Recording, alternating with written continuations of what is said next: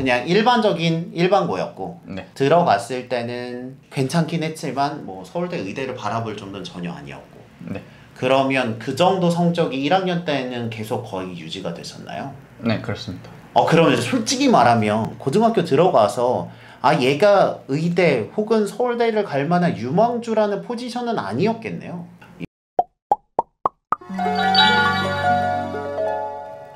안녕하세요, 대치동 캐슬입니다. 오늘 제 옆에는 이렇게 약간 긴장하고 계시는 분이 계신데요. 안녕하세요. 안녕하세요. 간단히 자기소개를 부탁드릴게요.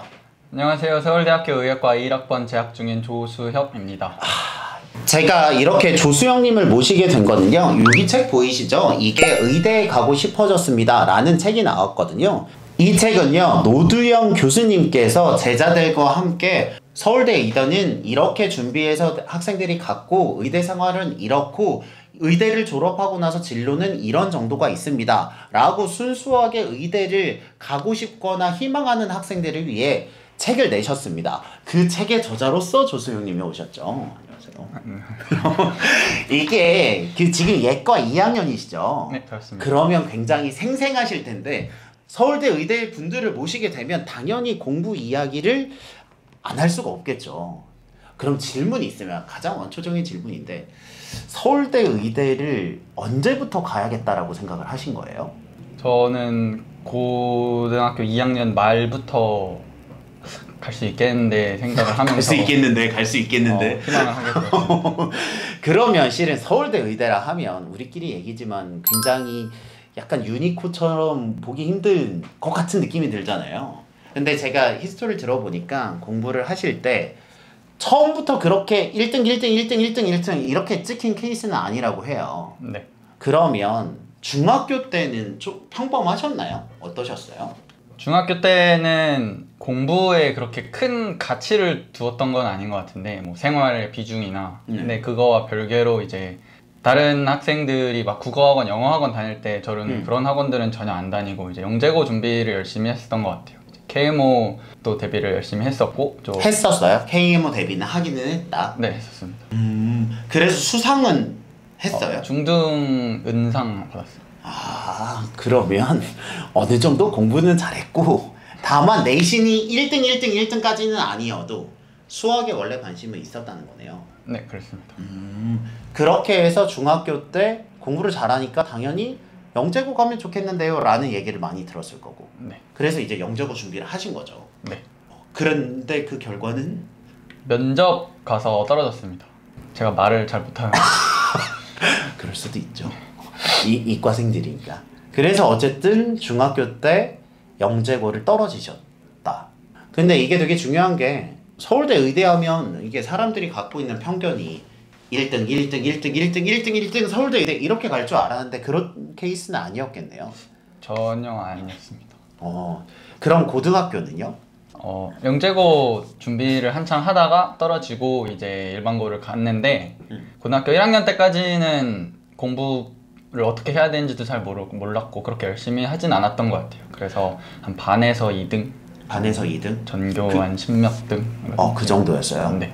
그러면 죄송하지만 고등학교는 어느 지역? 대치동에 있는 일반고 나왔는데 어디에? 중산고등학교라고. 대치동에 있는 중산고라고 그냥 일반적인 일반고였고 네. 들어갔을 때는 괜찮긴 했지만 뭐 서울대 의대를 바라볼 정도는 전혀 아니었고. 네. 그러면 그 정도 성적이 1학년 때는 계속 거의 유지가 됐었나요? 네, 그렇습니다.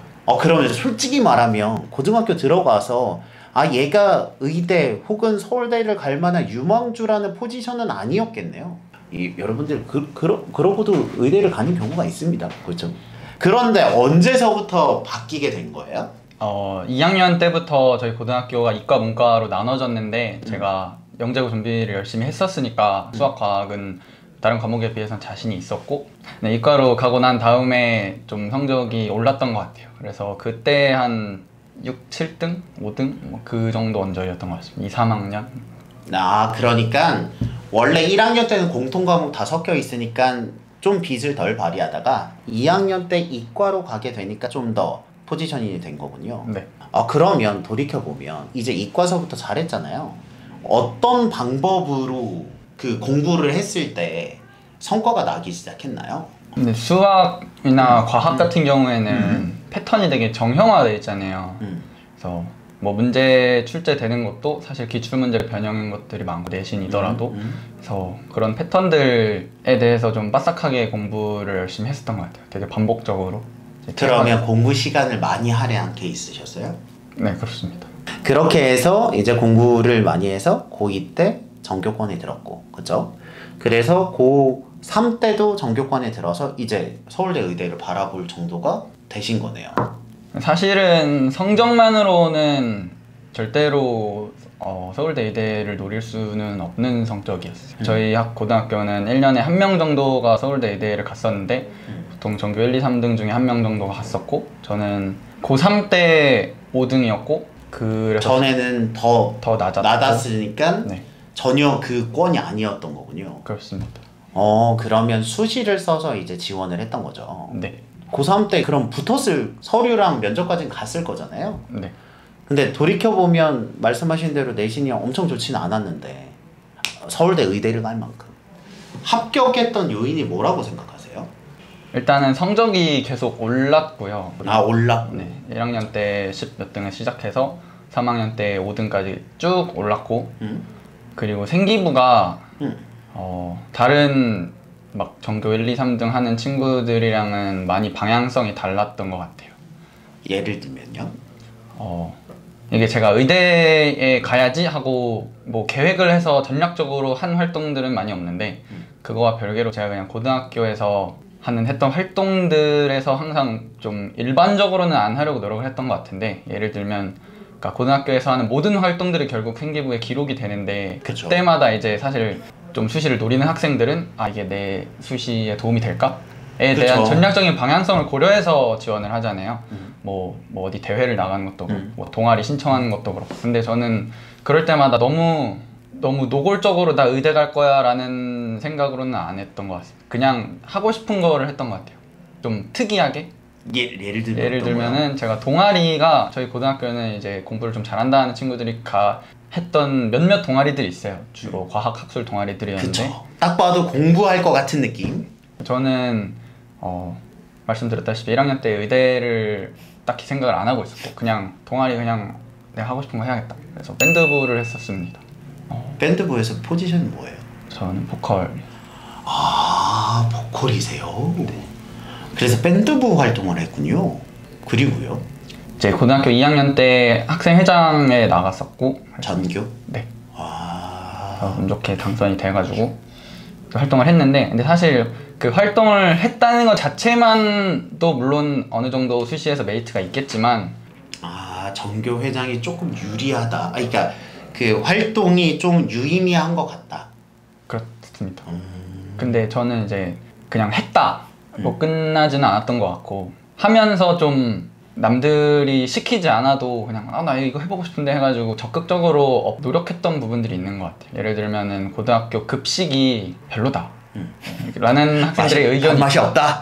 네. 학부모회랑 또 이제 학생회 애들이랑 선생님들이랑 이제 서로 3자 대면하면서 이런 식으로 서로 교쳤으면 좋겠다 뭐 이런 식으로 사실 급식은 학교에서 절대로 터치하지 않는 부분인데 학생들이 맛이 없다는데 개선해줘야 되는 거 아니냐 해가지고 좀 적극적으로 어필했던 그런 활동들이 학생회장을 했다 해서 끝난 게 아니라 역할을 갖고 뭐를 했냐 이게 좀 주요하게 작용하지 않았을까 하는 추측이 듭니다. 그러면 자기소개서에 내가 학생회장 했을 때 급식 같은 거를 개선했습니다 라는 내용을 넣은 거예요? 예를 들면 그랬던 것 같아요. 그 서울대 의대 하면 진짜 과학이나 수학에 난 관심이 있습니다만 될 줄 알았는데 의외로 다른 활동들이 어필이 된 거네요. 어쨌든 그렇게 해서 고3 때 이제 수시를 썼고 마지막에 아깝게 탈락하셨다고 해요. 그리고 나서 그럼 재수를 하신 거예요? 제가 현역 수능을 되게 못 봤어요. 고3 때 모의고사 볼 때는 뭐 그냥 한 서울대 공대에서 지방의대 정도 나올 정도 성적을 그냥 꾸준히 받았던 것 같은데 그 정도 받았는데 근데 이제 막상 현역 수능을 보니까 이제 국어에서 너무 많이 틀려가지고 한 8, 9개 틀려가지고 이제 연대 공대도 점수가 안 나오는 거예요. 그래서 재수 각이다. 그렇죠. 하면서 제 트라우마가 뭐였냐면 네. 끌어지면 안 된다. 실패하면 네, 물론 목표는 당연히 뭐 만점이다 뭐 이런 식으로 마인드는 갖고 있지만 항상 최고점을 바라보지만 뭐 고3 때도 그걸 바라왔었는데 막상 현역 뚜껑 열어보니까 엄청 미끄러져 있었고 전 수능 볼 때 제가 잘 본 줄 알았거든요. 근데 이제 집에 가면서 채점해 보니까 너무 많이 틀려가지고 나도 모르는 사이에 내가 미끄러질 수 있겠구나 하면서 그거와 별개로 미끄러지면 안 된다라는 그 강박이 좀 있었던 것 같아요. 생각해보면 나는 모의고사 잘 봤는데 수능 까보니까 내 예상보다 너무 못 봤고 내년에 또 똑같이 이럴 수 있으니까 그 두려움이 되게 컸을 것 같기는 해요. 네. 그러면 그 준비를 했을 거잖아요. 어떻게 준비를 하셨어요? 처음에는 긴장을 안 하려고 엄청 노력을 뭐 이것저것 많이 했었는데 결국 긴장을 안 할 수는 없더라고요. 그거는 안 된다. 긴장을 안 하는 방법은 없다. 그렇죠? 성격적인 부분이니까. 그렇죠. 긴장을 했는데도 불구하고 미끄러지지 않는 거는 실력 자체가 좀 탄탄해야 된다. 근육이 길러져 있어야 된다. 이렇게 생각을 했었던 것 같아요. 그래서 저는 일단 현역 때 국어에서 많이 미끄러졌으니까 그렇죠. 재수할 때 국어에 한 60% 70% 시간을 많이 투자했었던 것 같습니다. 모의고사도 엄청 많이 보고 이제 시중에 있는 사설 모의고사들 있잖아요. 네, 그렇죠. 아무튼 4개 정도 있었던 것 같은데 그거를 모든 걸 다 풀었었고 그 해 걸요? 네네. 네. 그리고 뭐 재수학원에서 주는 자료들도 국어 같은 경우에는 거의 빼놓지 않고 다 풀었던 것 같아요. 내가 국어에서 미끄러졌으니까 일단 떨리더라도 국어 점수는 무조건 나올 수 있게끔 엄청 집중을 하신 거네요.